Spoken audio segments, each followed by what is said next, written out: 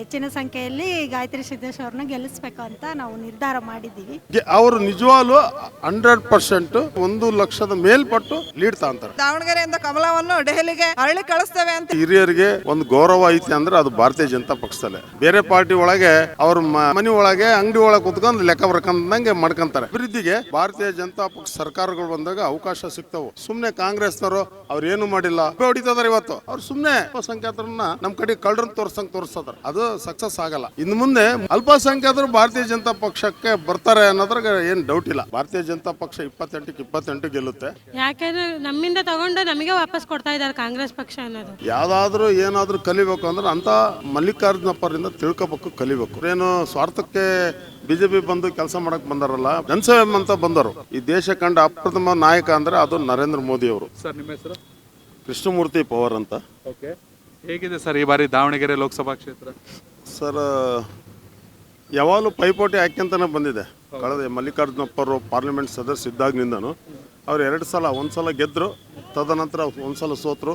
ಮತ್ತೆ ಅವರು ನಾನು ಗೆಲ್ಲೇಬೇಕು ಅಂತಂದು ಅವ್ರೇನು ಸ್ವಾರ್ಥಕ್ಕೆ ಬಿಜೆಪಿ ಬಂದು ಕೆಲಸ ಮಾಡಕ್ಕೆ ಬಂದಾರಲ್ಲ, ಪಾರ್ಲಿಮೆಂಟ್ ಮೆಂಬರ್ ಆಗ್ಬೇಕು ಅಂತ ಬಂದಾರಲ್ಲ, ಜನಸೇವೆ ಅಂತ ಬಂದರು. ಜನಸೇವೆ ಅಂತ ಬಂದು ಒಬ್ಬ ವ್ಯಾಪಾರಸ್ಥ ಜನಸೇವೆ ಅಂತ ಬಂದಮೇಲೆ ಅವರಿಂದ ಕಲಿಬೇಕು. ಇವತ್ತು ಸಮಾಜದಲ್ಲಿ ಯಾವುದಾದ್ರೂ ಏನಾದರೂ ಕಲಿಬೇಕು ಅಂದ್ರೆ ಅಂಥ ಮಲ್ಲಿಕಾರ್ಜುನಪ್ಪರಿಂದ ತಿಳ್ಕೊಬೇಕು, ಕಲಿಬೇಕು. ಅದನ್ನು ಅಪ್ಪನ ಆಸೆನ ಪೂರೈಸಿ ನಿಜವಾಗ್ಲೂ ರಾಜಕೀಯ ಮಾಡಿದ್ದಾರೆ ಸಿದ್ದೇಶ್ವರ ಅವರು. ಈಗ ಅವ್ರ ಮನೆಯವ್ರು ಬಂದಿದ್ದಾರೆ, ನಾವು ಗೆಲ್ತಿದ್ದೀವಿ. ಯಾಕೆಂದರೆ ಮೊದಲು ಹಿಂದುತ್ವ ನಮಗೆ, ನಮ್ಮ ಪಕ್ಷಕ್ಕೆ ಸಿದ್ಧಾಂತ ಅಂದರೆ. ಅದಾದ ನಂತರ ಈ ಬಂದಿರೋದು ಮೋದಿಯವರು ಬಂದ ಮೇಲೆ ಅಭಿವೃದ್ಧಿ. ಈ ದೇಶ ನಡೆ ನುಡಿ ಈ ಬಗ್ಗೆ ಭಾಳ ಉತ್ತಮವಾಗಿ ಕೆಲಸ ಮಾಡಿರ್ತಕ್ಕಂಥದ್ದು ಈ ದೇಶ ಕಂಡ ಅಪ್ರಥಮ ನಾಯಕ ಅಂದರೆ ಅದು ನರೇಂದ್ರ ಮೋದಿಯವರು. ಅವರು ಹಾಕಿಕೊಟ್ಟ ದಾರಿ ಒಳಗೆ ಇವತ್ತು ಭಾಜಪ ನಡೀತಾ ಇದೆ. ಮೊದಲು RSS BJP ಹಾಕಿಕೊಟ್ಟ ದಾರಿ ಒಳಗೆ ನಾಯಕ ನಡೀತಿದ್ದ. ಆದರೆ ಇವತ್ತು ಒಬ್ಬ ನಾಯಕ ಹಾಕಿಕೊಟ್ಟ ದಾರಿ ಒಳಗೆ ದೇಶ ಮತ್ತು ಪಕ್ಷ ನಡೀತಾ ಇದೆ. ಸರ್, ಎಸ್ಪೆಷಲಿ ದಾವಣಗೆರೆ ರಾಜಕೀಯ ಅಂದಾಗ ಮೋದಿಗಿಂತಲೂ ಮೊದಲು ಬಿಜೆಪಿನ ಗೆಲ್ಲಿಸ್ತಾ ಇದ್ದವ್ರು ನೀವು ಅಲ್ವಾ? GM ಸಿದ್ದೇಶ್ವರು. ಅವತ್ತಿನ ಬಿಜೆಪಿಗೂ ಕಳೆದ 10 ವರ್ಷದ ಬಿಜೆಪಿಗೆ ಏನು ವ್ಯತ್ಯಾಸ ಇದೆ ದಾವಣಗೆರೆ? ಸರ್, ಏನಿಲ್ಲ, ಹಳೆ ನೀರು ಹೊಸ ನೀರು ಸೇರಿದಾಗನೇ ಅದು ಒಂದು ಸಂಗಮ. ಹೌದೌದು, ಸಂಗಮ ಅದು. ಯಾಕೆಂದರೆ ಒಂದೇ ನೀರು ಬರೇ ಗುಂಡೆಗಿರೋ ನೀರಿಗೂ ಕೊಳ್ತೋಗುತ್ತೆ. ಹೊಸ ನೀರು ಬಂದಾಗೆ ಅದು ಜೊತೆ ಸೇರಿದಾಗ ಅದಕ್ಕೊಂದು ಏನು ಗಂಗೆಗೆ ಮಡಿ ಇಲ್ಲ ಅಂತಾರಲ್ಲ, ಹಾಗಾಗುತ್ತೆ. ಹಳೆ ಕಾರ್ಯಕರ್ತರು BJP ಮತ್ತು ಹೊಸ ಕಾರ್ಯಕರ್ತರು. ಬರೀ ಹಳೆ ಕಾರ್ಯಕರ್ತರಿದ್ರೆ BJP ಬೆಳೀತಿದ್ದಿಲ್ಲ. ಹಳೆ ಕಾರ್ಯಕರ್ತರಿಗೆ ಗೌರವಿಸ್ರಿ ಅನ್ನೋದು ನಮ್ಮದೊಂದು ನಿಲುವು ಅಷ್ಟೇ. ಇಲ್ಲಿ ನಾವು ಈಗ ಸುಮಾರು ನನಗೆ 62 ವರ್ಷ. ಭಾರತೀಯ ಜನತಾ ಪಕ್ಷದಲ್ಲಿ ಹಿರಿಯರಿಗೆ ಒಂದು ಗೌರವ ಐತಿ ಅಂದರೆ ಅದು ಭಾರತೀಯ ಜನತಾ ಪಕ್ಷದಲ್ಲೇ. ಬೇರೆ ಪಾರ್ಟಿ ಒಳಗೆ ಹೆಂಗಪ್ಪ ಅಂದರೆ ಅವ್ರ ಮಿಲ್ನೊಳಗೆ ಮನೆ ಒಳಗೆ ಅಂಗಡಿ ಒಳಗೆ ಕುತ್ಕೊಂಡು ಲೆಕ್ಕ ಬರ್ಕೊಂಡಂಗೆ ಮಾಡ್ಕೊತಾರೆ. ಇಲ್ಲಿ ಹಂಗಿಲ್ಲ, ಒಂದು ಸಿಸ್ಟಮ್ ಇದೆ ಇಲ್ಲಿ ಭಾರತೀಯ ಜನತಾ ಪಕ್ಷದೊಳಗೆ.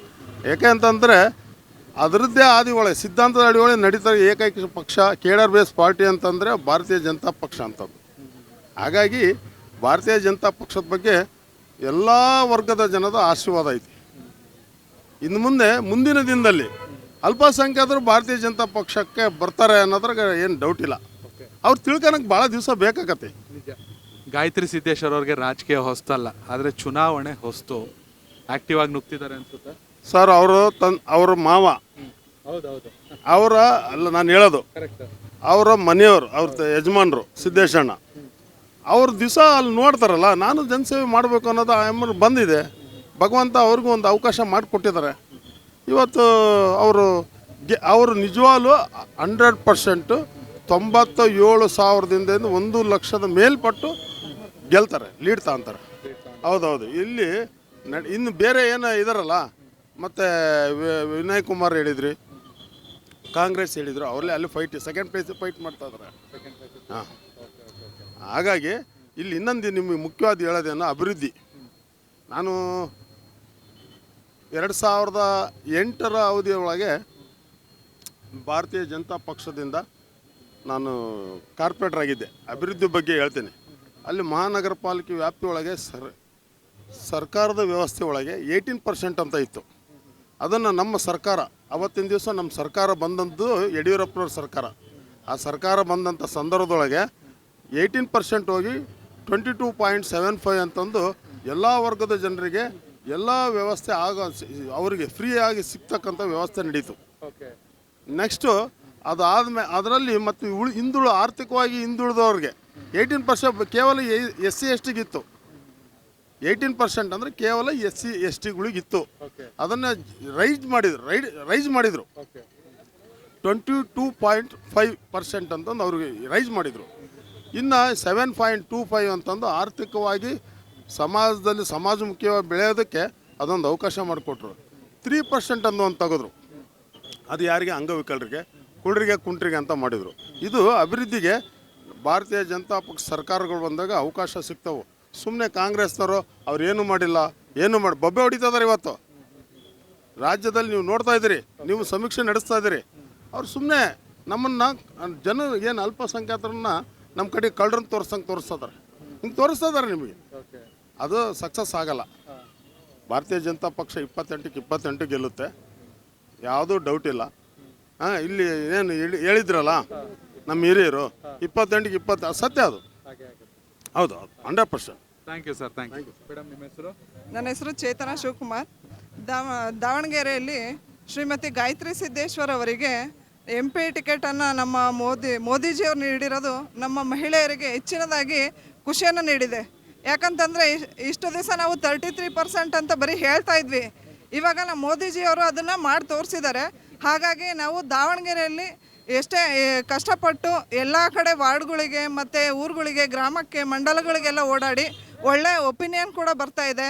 ಎಲ್ಲ ಕಡೆ ಮಹಿಳೆಯರು ಕೂಡ ಒಳ್ಳೆ ಮಹಿಳೆಗೆ ಟಿಕೆಟನ್ನು ನೀಡಿದ್ದಾರೆ ನಮ್ಮ ಮೋದಿಜಿ. ನಾವು ಇಲ್ಲಿಂದ ಕಮಲವನ್ನು ಡೆಲ್ಲಿಗೆ ಕಳಿಸೋಣ, ಅಲ್ಲಿಂದ ಲಕ್ಷ್ಮಿಯನ್ನು ತರೋಣ ಎನ್ನೋ ಒಳ್ಳೆ ಸ್ಲೋಗನ್ ಇಟ್ಕೊಂಡು ನಾವೆಲ್ಲ ಹೆಣ್ಮಕ್ಳು ಕೂಡ ಮನೆ ಪ್ರಚಾರ ಮಾಡ್ತಾ ಇದ್ದೀವಿ. ಆಮೇಲೆ ಜನಗಳು ಕೂಡ ತುಂಬ ಚೆನ್ನಾಗಿ ನಮಗೆ ಎಲ್ಲರೂ ಇಲ್ಲ ಕಣಮ್ಮ ಒಳ್ಳೆಯವರಿಗೆ ಟಿಕೆಟ್ ಕೊಟ್ಟಿದ್ದಾರೆ ಅಂತಲೂ ಕೂಡ ಒಳ್ಳೆ ಒಪಿನಿಯನ್ ಕೂಡ ಬರ್ತಾ ಇದೆ. ಇಡೀ ರಾಜ್ಯದಲ್ಲಿ ಕಾಂಗ್ರೆಸ್ ಸರ್ಕಾರ ಇದೆ. ಗ್ಯಾರಂಟಿ ಯೋಜನೆ, ಗೃಹಲಕ್ಷ್ಮಿ, ಬಸ್ ಫ್ರೀ, ಇದು ಯಾವುದು ಅಡ್ಡಿ ಆಗಲ್ವಾ? ಯಾವುದೂ ಅಡ್ಡಿ ಆಗಲ್ಲ ಸರ್. ಯಾಕೆಂದರೆ ನಮ್ಮಿಂದ ತಗೊಂಡು ನಮಗೆ ವಾಪಸ್ ಕೊಡ್ತಾ ಇದ್ದಾರೆ ಕಾಂಗ್ರೆಸ್ ಪಕ್ಷ ಅನ್ನೋದು. ಹಂಗಾಗಿ ನಾವು BJPನ ಗೆಲ್ಲಿಸ್ಬೇಕು ಈ ಸಲ ಅಂತಂದೇಳಿ ದಿಟ್ಟವಾಗಿ ನಿಂತ್ಕೊಂಡಿದ್ದೀವಿ. ಎಷ್ಟು ಲೀಡಲ್ಲಿ ಗೆಲ್ಲಿಸ್ತೀರಾ? ಅತ್ಯಧಿಕ ಮತ ಅತಿ ಹೆಚ್ಚು ಇದರಿಂದ ಗೆಲ್ಲಿಸ್ತೇವೆ ಸರ್. ಮಾತಾಡ್ತೀರಾ? 1 ಲಕ್ಷ ಮತದ ಅಂತರಗಳಲ್ಲಿ ಗೆಲ್ಲಿಸ್ತೇವೆ ಅಂತ ಹೇಳ್ತೀವಿ. ಮತ್ತು ಮಹಿಳೆಯರಿಗೋಸ್ಕರನೇ ಒತ್ತು ಕೊಟ್ಟು ಕೆಲಸ ಮಾಡುವಂಥ ಒಳ್ಳೆ ಪರಿಸ್ಥಿತಿ ಕೂಡ, ಒಳ್ಳೆ ವಾತಾವರಣ ಕೂಡ ದಾವಣಗೆರೆಯಲ್ಲಿ ಮಿಂಚುತ್ತಾ ಇದೆ. ಹಾಗಾಗಿ ಕಮಲವನ್ನು ದಾವಣಗೆರೆಯಲ್ಲಿ ಅತಿ ಹೆಚ್ಚಿನ ಮತದ ಅಂತರಗಳಲ್ಲಿ ದಾವಣಗೆರೆಯಿಂದ ಕಮಲವನ್ನು ದೆಹಲಿಗೆ ಅರಳಿ ಕಳಿಸ್ತೇವೆ ಅಂತೇಳಿ ಹೇಳಕ್ಕೆ ಇಷ್ಟಪಡ್ತಾ ಇದ್ದೀನಿ. ನಮ್ಮ ಹೆಸರು ಸುಶೀಲಮ್ಮ, ಜಾಲಿನಗರ. ನಾವು ತುಂಬ ಕೆಲಸ ಮಾಡ್ತಾ ಇದ್ದೀವಿ. ಗೆಲ್ಲಿಸ್ಬೇಕಂತ ಭಾಳ ಆಸೆ ಐತಿ. ಈ ಗೆಲ್ಲಿಸ್ಬೇಕು ಅವ್ರನ್ನ. ಮೋದಿ ಬರಬೇಕು, ಚೆನ್ನಾಗಿ ಮಾಡಿದಾರೆ ಕೆಲಸ ಅವರು ಒಗ್ಗಟ್ಟಾಗಿ. ಹಂಗಾಗಿ ನಮಗೆ ಭಾಳ ಖುಷಿ ಆಗೈತಿ. ನಾವು ವಾರ್ಡಲ್ಲಿ ನಿಂತ್ಕೊಂಡಿದ್ದು ಎಲ್ಲ ಗೆಲ್ಲಿಸ್ಬೇಕಂತ ಭಾಳ ಆಸೆ ಇಟ್ಕೊಂಡವಿ. ಗೆಲ್ಲಿಸ್ತೇವೆ, ಮೋದಿಗೆ ಎಲ್ಲ ಕಳಿಸ್ತೇವೆ. ನಮ್ಮ ಹೆಸರು ಪೂಜಾ ಅಂತ ಹೇಳ್ಬಿಟ್ಟು ಗಾಯತ್ರಿ ಅವ್ರಿಗೆ ಹೆಚ್ಚಿನ ಸಂಖ್ಯೆಯಲ್ಲಿ ಗೆಲ್ಲಿಸ್ಬೇಕಂತ ನಾವು ಇಚ್ಛೆ ಪಡ್ತಾ ಇದ್ವಿ. ಮುಂಚೆ ಅವ್ರ ಅಭ್ಯರ್ಥಿ ಆಗಕ್ಕೆ ಮುಂಚೆನೂ ಭೇಟಿ ಹಾಕಿದ್ವಿ ಸರ್. ಅವಾಗ ಭೇಟಿ ಆಗ್ತಾ ಇದ್ವಿ. ಎಲ್ಲ ಚೆನ್ನಾಗಿ ಮಾತಾಡ್ತಾರೆ, ಎಲ್ಲರ ಜೊತೆ ಚೆನ್ನಾಗಿ ಮಾತಾಡ್ತಾರೆ. ಹೆಚ್ಚಿನ ಸಂಖ್ಯೆಯಲ್ಲಿ ಗಾಯತ್ರಿ ಸಿದ್ದೇಶ್ವರನ್ನ ಗೆಲ್ಲಿಸ್ಬೇಕು ಅಂತ ನಾವು ನಿರ್ಧಾರ ಮಾಡಿದ್ದೀವಿ. ಮೋದಿ ಸರ್ಕಾರಕ್ಕೆ ಗೆಲುವು ಇದೆ. ದಾವಣಗೆರೆ ಚೆನ್ನಾಗಿದೆ. ಆದರೆ ಜನಗಳಿಗೆ ಈ ಗ್ಯಾರಂಟಿಯಿಂದ ಸ್ವಲ್ಪ ಜನಗಳು ಆ ಕಡೆ ಈ ಕಡೆ ಆಗಿದ್ದಾರೆ. ನಾವು ಅದನ್ನೆಲ್ಲ ತಿಳಿಸಿ ಹೇಳಿ BJP ಗೆಲ್ಲಿಸ್ತೀವಿ. ಮೋದಿ ಮತ್ತೆ ಪ್ರಧಾನಿ ಆಗೇ ಆಗ್ತಾರೆ. ಆಯ್ತು, ಮೋದಿ ಅದೇ ಆಗ್ತಾರೆ ಪ್ರಧಾನಿ. ಹಾಗೆ ಆಯ್ತು.